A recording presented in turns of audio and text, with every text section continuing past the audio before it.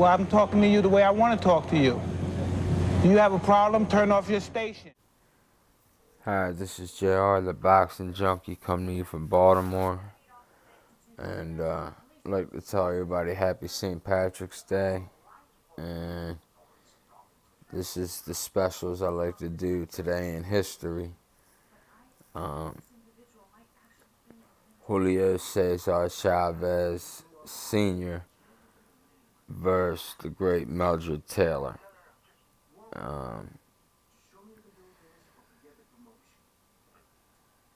In this history special, this is one of the most tragic events that ever happened in a boxing ring. Chavez, the great Mexican champion, was 68-0 with 55 knockouts.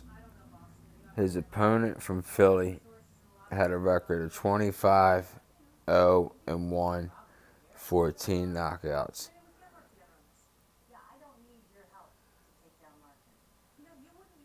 Mildred Taylor was everything that Chavez wasn't.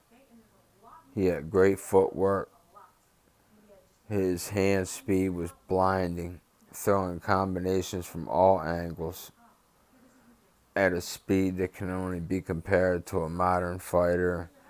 I would say Amir Khan is close, but then again, so far away.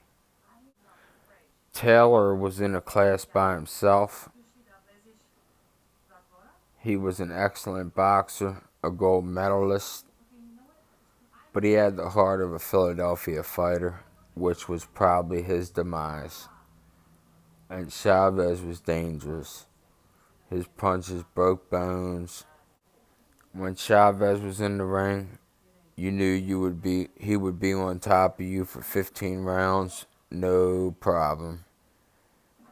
But what unfolded in the ring that night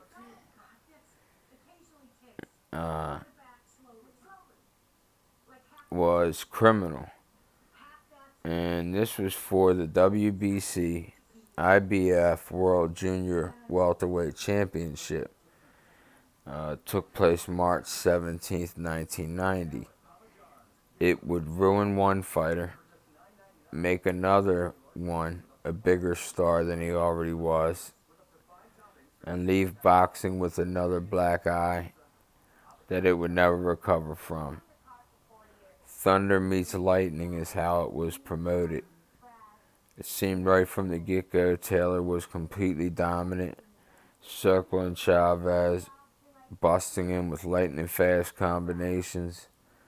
But as the fight went on, it was very apparent that even though Taylor was way ahead on the scorecards, that he was taking brutal punishment.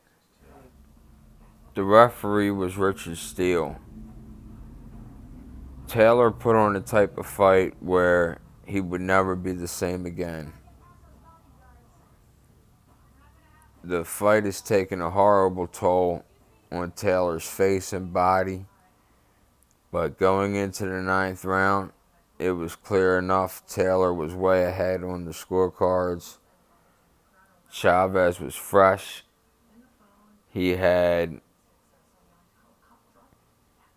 been investing in body shots, little subtle punches that didn't get noticed because of Taylor's flashiness. But going into the last round, it was clear Taylor was about done.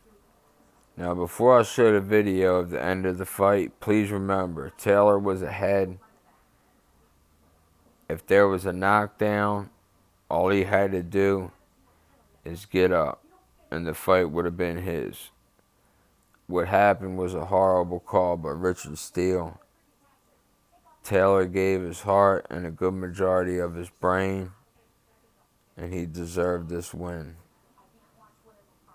2 minutes to go.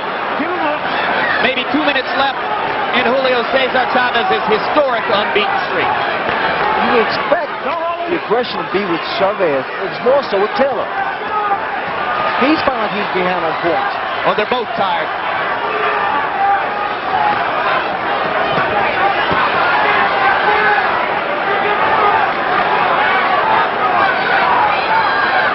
Watch your head! But you're right, Ray. It doesn't appear at this moment that Chavez has the stuff to get it done. More pawing than punching now, at a time when he needs the best.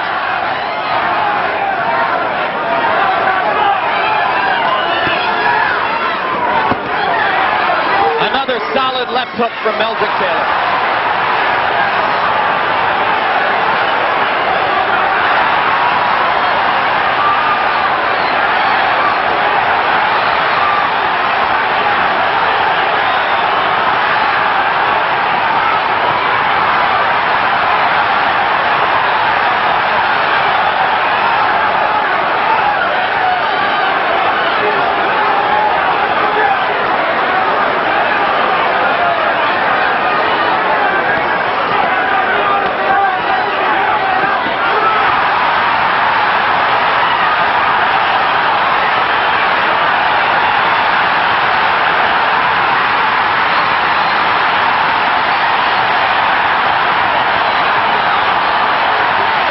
If he gets up, he probably wins the fight.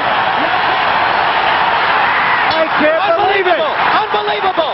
Richard Steele stopped the fight with fewer than 5 seconds to go. You're going to watch Lou Duva go crazy now. You're going to watch Lou Duva go absolutely berserk.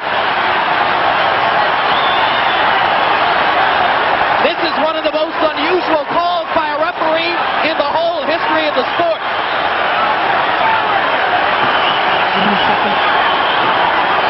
5 seconds left. I cannot believe they stopped that fight. From the point of view of Chavez, it is one of the most dramatic comebacks in the history of the sport. Larry, the official time will be 2:58 of the 12th round. He knocked him out with 2